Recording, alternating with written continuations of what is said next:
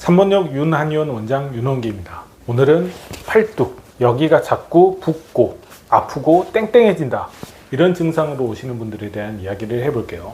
결론부터 이야기 드리자면, 여기 붓고 땡땡하고 아프신 분들, 이 팔뚝 자체에는 문제 전혀 없습니다. 얘네들은 그냥 고생해서 통증이 나타나는 거예요. 그러면 생각해 볼 부분이 하나 있죠. 왜 고생했지?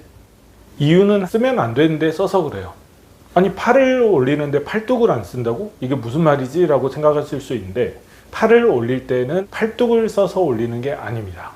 팔을 올릴 때는 어깨가 오히려 밑으로 살짝 내려가면서 팔이 올라가야 되는데, 팔뚝이 아프시다는 분들 보면 대체로 다 어깨를 치켜 올리면서 끌어올리는 경우가 많습니다.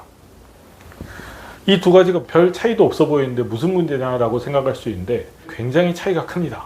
첫 번째, 어깨를 밑으로 살짝 내리면서 올라가는 경우는 회전근개를 사용해서 정상적으로 팔을 올리는 방법이고, 두 번째, 어깨를 치켜 올리면서 당기듯이 올리는 방법은 목, 어깨를 동시에 치켜 올리면서 팔뚝의 힘을 사용해서 올리는 방법입니다. 두 번째 방법으로 자꾸 팔을 치켜 올리게 되면 목, 어깨, 견갑대 자체가 틀어지는 것은 기본에다가 거기에 팔뚝 힘만 쓰기 때문에 자꾸 얘네들이 무리를 하게 되죠. 그래서 알이 배고 뭉치고 그런 증상들이 생기는 거고, 시간이 지나다 보면 팔다리는 가는데 여기만 이렇게 땡땡 부어서 팔뚝이 왜 이렇게 커지지? 이런 고민을 하시는 분들이 많습니다. 이런 통증으로 오시는 분들 같은 경우 팔뚝 쪽으로 치료하면 치료 효과가 굉장히 좋습니다. 치료받고 나면 뭘 해도 굉장히 가벼워져요. 문제는 원인은 해결이 하나도 안 됐죠.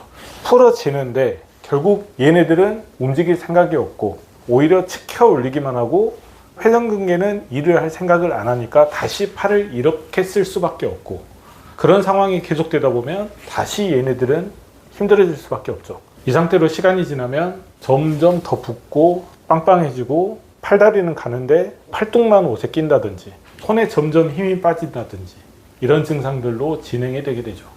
그래서 이런 증상을 치료하려면 팔뚝 쪽을 치료해서 어느 정도 통증이나 이런 불편함을 해결하는 것도 중요하겠지만, 그것보다 정상적으로 몸의 움직임이 일어날 수 있도록 견갑대 전체를 잡아주는 게 중요합니다. 항상 이야기 드리지만 견갑대는 척추, 그리고 늑골, 흉골, 쇄골, 견갑골, 그리고 머리까지 연결돼서 굉장히 복합적으로 연결된 곳이다 보니 치료가 쉽지 않습니다. 증상 자체는 단순히 팔뚝이 자꾸 아파서 오시지만, 이 증상을 근본적으로 해결하기 위해서는 전체적인 균형을 잡아야 됩니다.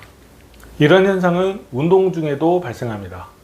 견갑대를 고정한 상태에서 견갑골을 사용해서 자연스럽게 움직여야 되는데, 목, 어깨를 이렇게 단축시키고 팔뚝으로만 운동을 하시는 경우라면 결국 팔뚝이나 회전근개만 고생시켜서 그 부분에 문제나 염증이 생길 수밖에 없습니다.